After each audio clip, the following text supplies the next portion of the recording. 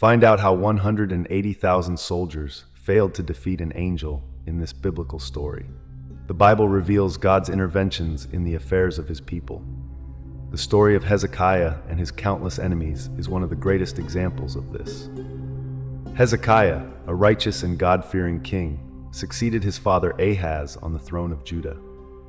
Unlike his father, known for his wickedness and idolatry, Hezekiah sought to follow the ways of the Lord from the beginning of his reign. At the age of 25, he assumed the rule of Jerusalem and reigned for 29 years. His mother, Abi, was the daughter of Zechariah.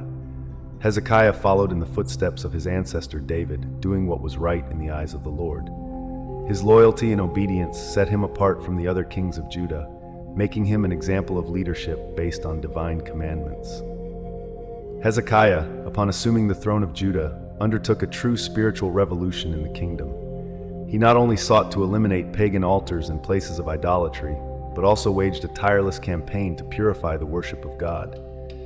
Hezekiah ordered the destruction of sacred stone images and pillars that were used to worship false gods. Furthermore, he spared no effort to eradicate any trace of idolatrous worship, including destroying the poles of the goddess Asherah. One of the most symbolic acts was to reduce to nothing the bronze serpent made by Moses centuries before, known as Nustan. This serpent, which had originally been used by God to heal the Israelites bitten by poisonous snakes in the desert, had become the object of undue worship over the years. Hezekiah understood the importance of maintaining purity in the worship of the Lord and took vigorous action to restore true faith in Judah. Aware of the importance of maintaining purity in the worship of the Lord, Hezekiah decided to eliminate one of the most sacred and at the same time profane symbols of his time, the bronze serpent made by Moses. This serpent, known as Nustan, had been raised in the desert as a sign of healing for the Israelites bitten by poisonous snakes. However, over the centuries, the sacred object had become a source of idolatry for the people.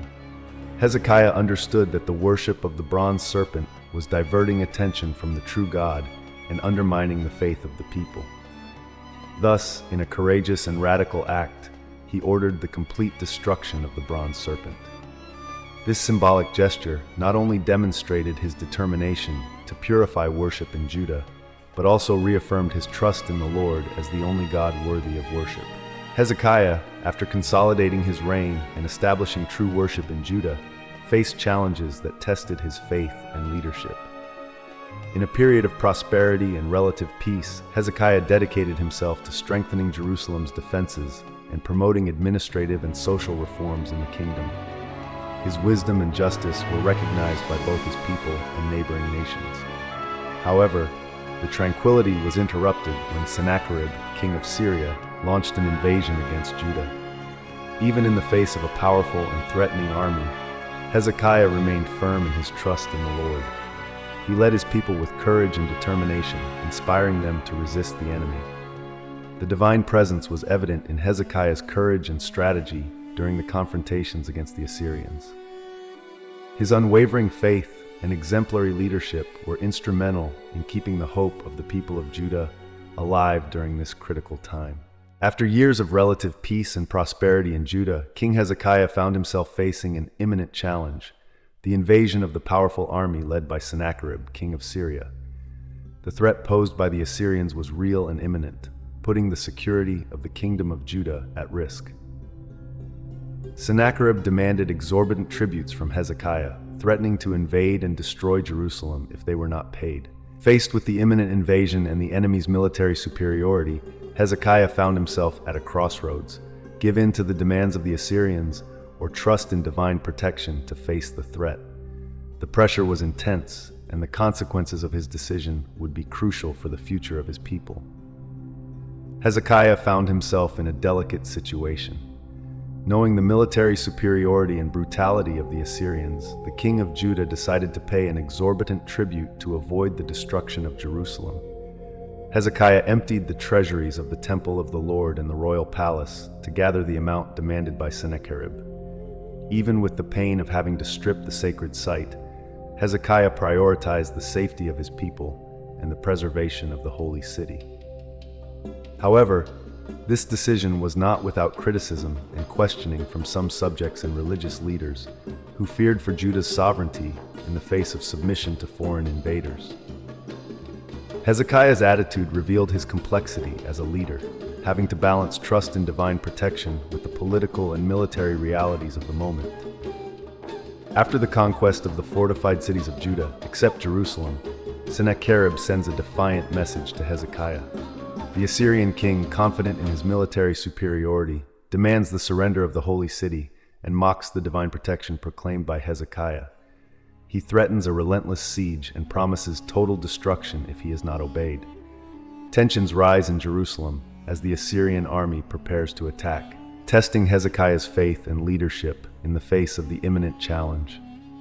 Faced with the imminent threat posed by the Assyrian army led by Sennacherib, Hezekiah retreats into prayer in the temple of the Lord. With an anguished heart, he prostrates himself before the altar and cries for divine intervention. Amid the silence of the temple, Hezekiah pours out his soul before God, begging for protection and deliverance for his people.